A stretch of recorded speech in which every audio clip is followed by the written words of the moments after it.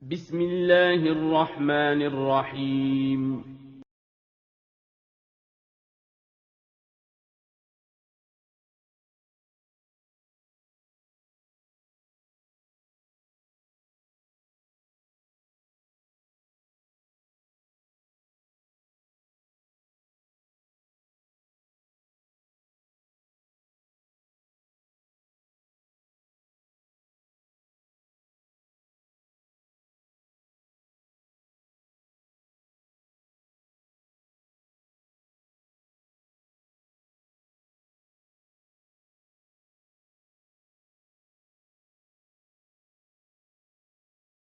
Assalamualaikum warahmatullahi wabarakatuh. Bismillah, wassalatu wassalamu ala rasulillah, la hawla wa la quwata illa billah, amma ba'du. Hari ini insyaallah kita akan belajar tema 8, subtema 1, pembelajaran 1 dan 2. Materi pertama, mengenal rambu-rambu lalu lintas. 2. Membaca data pada diagram. 3. Membuat karya dekoratif. 4. Menjawab teks dan pertanyaan terkait suku bangsa. 5. Mengenal rambu-rambu lalu lintas. 6. Melakukan permainan tradisional. Keenam materi ini insya Allah akan kita pelajari hari ini. Sebelum kita mulai belajar, Ustazah mau tanya, bagaimana kabarnya hari ini Ananda? Semoga Ananda dalam keadaan yang sehat dan semoga Allah memudahkan urusan-urusan Ananda. Amin. Ananda, sebelum belajar, mari kita berdoa terlebih dahulu. Doa belajar. Allahumma inni as'aluka ilman nafi'an wa rizqan thayyiban wa amalan mutaqabbalan. Untuk belajar hari ini kita akan mulai dari membaca teks. Mengenal rambu-rambu lalu lintas. Ardan belum lama pindah sekolah. Ia mengikuti orang tuanya yang pindah tempat kerja. Dani sangat senang mendapatkan teman baru. Ia mengajaknya mengikuti kegiatan pramuka di sekolahnya. Ardan juga senang mengikuti kegiatan pramuka. Di sekolahnya yang lama, ia juga aktif mengikutinya. Kini ia juga aktif mengikuti kegiatan pramuka di sekolah barunya bersama Dani dan teman-teman lainnya. Pada latihan pramuka hari ini akan diadakan kegiatan petualangan. Anak-anak akan diajak untuk mengenal lingkungan sekitar sekolah. Sebagai anak baru, Ardan sangat senang.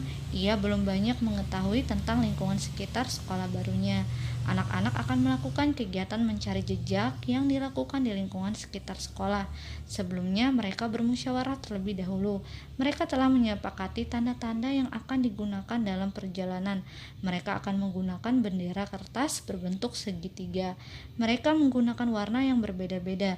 Bendera berwarna merah menunjukkan perintah belok kiri, bendera berwarna kuning menunjukkan perintah belok kanan, bendera warna hijau menunjukkan perintah berjalan lurus. Bendera biasanya diletakkan di tiap-tiap persimpangan jalan. Meskipun di desa, lingkungan sekitar sekolah Dani sudah ramai, banyak rambu lalu lintas yang dipasang di jalanan. Anak-anak telah memahami sebagian aturan berlalu lintas. Mereka sudah terbiasa berjalan di sebelah kiri. Jika akan menyeberang jalan, mereka melalui jalan khusus atau zebra cross. Beberapa rambu lalu lintas yang sering ditemukan dan sudah dipahami anak-anak sebagai rambu lalu lintas. Untuk rambu-rambunya kita akan lihat. Ini adalah rambu-rambunya. Rambu yang ada di jalan yaitu, kalau rambu yang pertama berarti dilarang belok ke kanan, ada garis silangnya. Untuk kedua ada tulisan S, tetapi disilang, berarti kendaraannya dilarang stop atau dilarang berhenti. Kemudian yang ketiga P, berarti artinya tempat parkir kendaraan. Yang keempat itu ada gambar orang berjalan, itu berarti artinya tempat penyeberangan pejalan kaki. Coba Ananda lihat di gambar tersebut ada dua garis seperti gambar jalan, berarti boleh berjalan di situ atau sebagai tempat penyeberangan. Kemudian yang berikutnya P diberi garis silang, artinya Sama seperti tadi parkir, P itu parkir, tapi ini ada diberi garis, artinya dilarang untuk parkir. Kemudian yang di bawahnya ada tanda rambu-rambu lampu lalu lintas. Jadi kalau ada tanda ini berarti ada akan lampu lalu lintasnya. Yang terakhir gambar seperti tanda kurang berarti dilarang masuk atau melintas. Ini adalah rambu-rambu yang harus kita patuhi. Seperti di jalan raya, Anda bisa lihat ada gambar rambu-rambu ke kiri belok, tapi diberi tanda silang, berarti artinya tidak boleh belok kiri. Kemudian banyak rambu-rambu yang lain yang bisa kita pahami untuk harus ditaati. Ada banyak rambu-rambunya ya, seperti tempat penyeberangan, lampu lalu lintas, dilarang belok ke kiri. Kemudian Anda lihat yang paling dekat bis itu ada gambar kurang yang di sampingnya bis pas, itu artinya dilarang masuk atau melintas. Itu adalah rambu-rambu yang ada pada gambar. Jangan lupa rambu-rambu untuk dipatuhi. Selanjutnya kita akan membaca data dengan diagram batang. Nah, ini adalah info mengenai banyak bendera yang ditemukan. Kita dapat menuliskannya dengan tanda garis. Seperti ini tadi, merah ada 5, berarti garisnya ada 5, 1, 2, 3, 4, 5. Di yang banyak bendera yang ditemukan. 8 berarti diberi tanda 8 garisnya. Tapi setiap 5 diberi jarak ya Ananda, seperti ini. Nah ini 8, 5 dulu baru 3, baru hijau 3. Setelah sudah dihitung, ditulis dengan data yang diminta, yaitu data diagram batang. Ini adalah diagram batang. Coba Ananda lihat, di kiri ada angka 0, 1, 2, 3, 4, 5, 6, 7, 8. Jadi diagram batangnya dibuat sesuai dengan angkanya. Tadi hijau 3, kuning 8, merah 5. Nah sekarang kita akan belajar mengenai motif dekoratif, memahami karya dekorasi.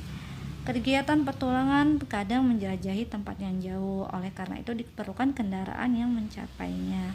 Ini adalah kendaraan yang bisa kita gunakan, yaitu bis. Nah bis ini kalau kita mengendarai bis, kita harus menggunakan SIM atau surat izin mengemudi, atau kendaraan yang lain pun juga harus menggunakan SIM.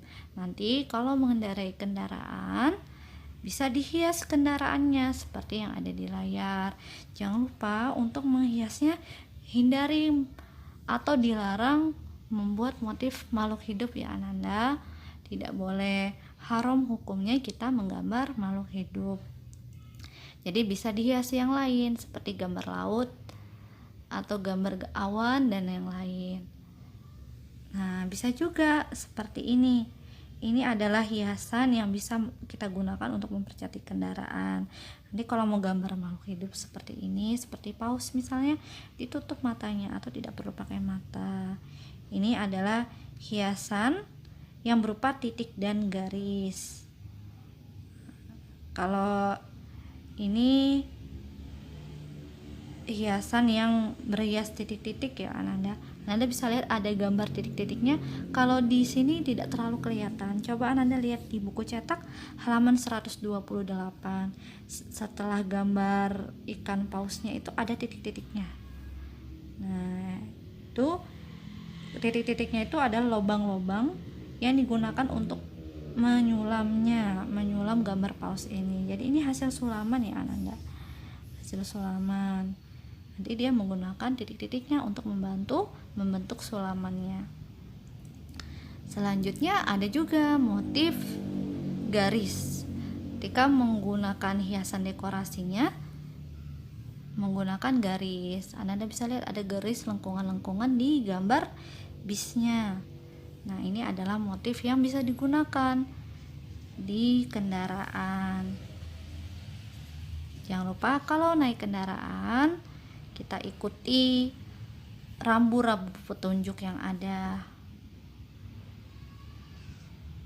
Selanjutnya kita akan belajar pembelajaran 2. Pada pembelajaran 2, Ananda bisa membuka teks di halaman 131. Kita akan baca keragaman budaya bangsaku. Tahukah kamu bertualang dapat meningkatkan kecintaan pada tanah air? Dengan bertualang kita dapat berhubungan dengan orang-orang dari luar daerah. Kamu dapat membayangkan jika kegiatan bertualang dilakukan keluar provinsi atau luar pulau. Kamu akan mengenal keindahan alam dari tempat-tempat tersebut. Kamu tentu juga akan berhubungan dan mengenal masyarakat di sana. Kamu juga dapat merasakan perbedaan kebiasaan dari masyarakat-masyarakat yang dikunjungi. Apakah kamu tahu berapa jumlah suku yang mendiami Kepulauan Nusantara? Ada banyak suku bangsa yang membentuk bangsa Indonesia. Mereka memiliki kebiasaan dan kebudayaan yang berbeda-beda. Oleh karena itu, Indonesia kaya akan adat dan budaya. Apakah kamu ingin bertualang mengunjungi saudara-saudaramu dari suku yang berbeda? Tentu kamu ingin mengunjungi mereka untuk saling mengenal adat dan budaya. Oleh karena itu, kehidupan masyarakatnya juga berbeda. Orang yang tinggal di daerah pegunungan memiliki corak kehidupan berbeda dengan orang yang tinggal di pantai. Jadi tinggal di pegunungan dengan yang di pantai, corak kehidupannya berbeda ya Ananda. Adat istiadat masyarakat Jawa berbeda dengan masyarakat Dayak atau Papua. Jangan lupa Ananda, kalau adat istiadat boleh dilakukan, tapi selama tidak melanggar akidah ya Ananda. Nah, contohnya ketika itu perbuatan yang mensekutukan Allah, tidak boleh. Kita hanya harus menyembah Allah Subhanahu wa Ta'ala. Keyakinan-keyakinan yang membuat kita percaya bahwa ada yang memberikan manfaat atau mudarat atau keburukan selain dari Allah, itu tidak boleh kita percayai. Kemudian kita lanjut lagi membacanya. Agama dan kepercayaan yang dianut oleh bangsa Indonesia juga bermacam-macam. Ada Islam, Kristen, Katolik, Hindu, Buddha, Konghucu. Ini perbedaan agama. Kalau ada teman yang berbeda agama dengan kita, jangan lupa tetap kita hargai. Karena kita sebagai seorang muslim, kita tetap harus berpegang dengan agama yang kita miliki. Kita meyakini bahwa Allah lah Tuhan kita. Tentu kita ingin sampai di akhir hayat kita beragama tetap muslim. Selain agama juga ada aliran kepercayaan yang ada di masyarakat. Ini juga kalau kita sudah ada kepercayaan sendiri, yaitu kepercayaan kita sebagai seorang muslim atau muslimah. Oleh karena itu, Indonesia kaya akan keberagaman. Tahukah kamu mengapa bangsa Indonesia dapat bersatu di tengah-tengah keberagaman? Meskipun berbeda-beda, bangsa Indonesia dapat hidup rukun. Mereka memegang teguh sikap yang diturunkan nenek moyangnya. Hidup rukun dan menjaga persatuan sesuai dengan semboyan bangsa Indonesia. Apa semboyannya? Bhinneka Tunggal Ika. Semboyan dapat ditemukan pada lambang negara Garuda Pancasila sebagai lambang kita. Keberagaman harus disyukuri sebagai rahmat dari Allah Subhanahu wa Ta'ala. Setiap ajaran agama tentu juga akan mengajarkan untuk berbuat baik kepada sesama. Coba simak beberapa cerita berikut. Rustanti berasal dari Jawa, Halimah berasal dari Karo, Sumatera Barat. Mereka teman satu sekolah. Rustanti dan Halimah sering belajar dan bermain bersama. Mereka saling menghormati dan menyayangi. Mereka dapat hidup rukun meskipun berasal dari suku yang berbeda. Ardan dan Niken merupakan teman satu kelas. Pada saat diskusi di kelas, mereka memiliki pendapat yang berbeda. Mereka saling menghargai pendapat masing-masing. Ketika jam istirahat, mereka bermain bersama. Meskipun berbeda pendapat, mereka tetap menjaga kerukunan dan kebersamaan. Ahmad beragama Islam, Juna teman Ahmad beragama Kristen. Dalam sehari-hari mereka sangat rukun dan sering bermain bersama. Mereka juga sering belajar bersama. Ketika Ahmad sedang sholat, Juna dengan sabar menunggunya. Juna tidak mengganggu Ahmad yang sedang sholat. Sikap yang ditunjukkan anak-anak di atas sesuai dengan semboyan bangsa Indonesia, Bhinneka Tunggal Ika. Bhinneka artinya berbeda-beda, tunggal berartinya satu. Ika artinya juga, dihafal ya Ananda. Bhinneka artinya berbeda-beda, tunggal artinya satu, ika artinya juga. Bhinneka Tunggal Ika berarti meskipun berbeda-beda tetapi satu juga. Meskipun memiliki banyak suku bangsa dan agama, tetapi semua tetap satu, yaitu Indonesia. Jadi dengan keberagaman yang ada, seperti keberagaman suku, budaya, dan agama, kemudian juga perbedaan dalam pendapat, kita tetap harus menghargai teman kita. Kita tidak boleh membedakan teman yang satu dengan teman yang lain. Tidak boleh ya Ananda, karena menghargai keberagaman ini sesuai dengan semboyan lambang negara kita di Garuda Pancasila. Apa semboyannya? Yaitu Bhinneka Tunggal Ika. Bhinneka artinya berbeda-beda, tunggal artinya satu, ika berarti juga, yang berarti meskipun berbeda-beda tetapi tetap satu juga. Selanjutnya kita akan belajar mengenal rambu-rambu lalu lintas. Ananda buka di buku halaman 136. Liburan segera tiba. Yosa ingin mengunjungi neneknya. Ia akan bertualang di sana. Neneknya bertempat tinggal di daerah pegunungan. Ketika liburan, Yosa selalu menghabiskan waktu di sana. Nenek dan kakeknya juga merasa senang. Udara pegunungan sangat sejuk dan pemandangannya indah. Ada sungai, sawah, dan air terjun. Jalanan di daerah pegunungan berkelok-kelok dan menanjak. Bahkan beberapa jalanan ada yang licin. Pada musim penghujan tidak jarang beberapa sisi jalanan ada yang runtuh. Oleh karena itu para pengemudi kendaraan harus terampil dan hati-hati. Jalanan di daerah pegunungan berbahaya. Oleh karena itu banyak dipasang rambu-rambu lalu lintas. Semua itu untuk menjaga keselamatan para pengguna jalan. Selain berhati-hati, para pengemudi juga harus memahami rambu-rambu lalu lintas tersebut. Berikut ini beberapa rambu lalu lintas yang biasa ditemukan di jalan pegunungan. Ini adalah rambu-rambunya Ananda. Nah, rambu-rambunya ini yang pertama berarti ada turunan, maka harus hati-hati ketika menuruni jalan. Yang kedua berarti belok ke kanan lalu belok ke kiri baru agak ke kanan. Ya, ke kiri kanan, ke kiri kanan. Jadi berbelok-belok jalanannya. Nah, kemudian yang berikutnya jalanannya agak licin. Setelah itu hati-hati longsor, dilarang berhenti, dan tempat makan. Yang gambar kedua itu adalah awas tikungan ganda. Nanti Ananda bisa isi di buku cetaknya, sudah Ustazah jawabkan berarti ya, di halaman 137 sampai 138. Selanjutnya Ananda bisa lihat ini adalah gambar permainan tradisional. Permainan tradisional ini Ananda juga pernah mainkan ya di sekolah. Ustazah sering memperhatikan banyak yang bermain permainan ini. Walaupun tidak semua yang memainkannya, tapi Ustazah perhatikan ganti-gantian. Jadi permainan ini adalah Sunda Manda. Nah, sebelumnya kita menggambar di atas tanah ataupun di jalan 8 kotak dan setengah lingkaran di bagian atas sendiri. Lalu dapat kita beri nomor pada masing-masing kotak. Ini adalah area permainannya. Jika jumlah pemainnya hanya 2 orang, cukup melakukan switch untuk menentukan siapa yang bermain terlebih dahulu. Kalau lebih dari 2 maka home pimpah. Dibutuhkan gaco untuk bermain yang berupa pecahan genting, ubin ataupun batu pipih. Nah, bisa pakai ini ya, salah satunya boleh. Pemain meloncat dari satu kotak ke kotak lainnya dengan satu kaki. Boleh kaki kanan atau kaki kiri yang jadi tumpuannya dan tidak boleh menginjak garis.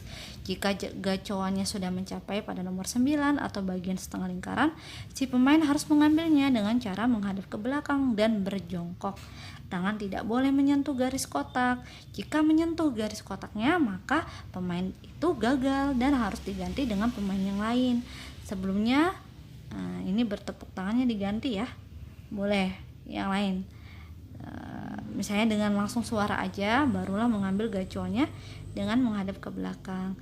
Kemudian yang terakhir, jika si pemain sudah melempar gacoannya ke bidang paling atas dan berhasil mengambilnya dengan cara tadi, pemain tersebut berhak untuk mendapat bintang. Tempat-tempat yang ada gacoan si pemilik tidak boleh diinjak, harus dilewati.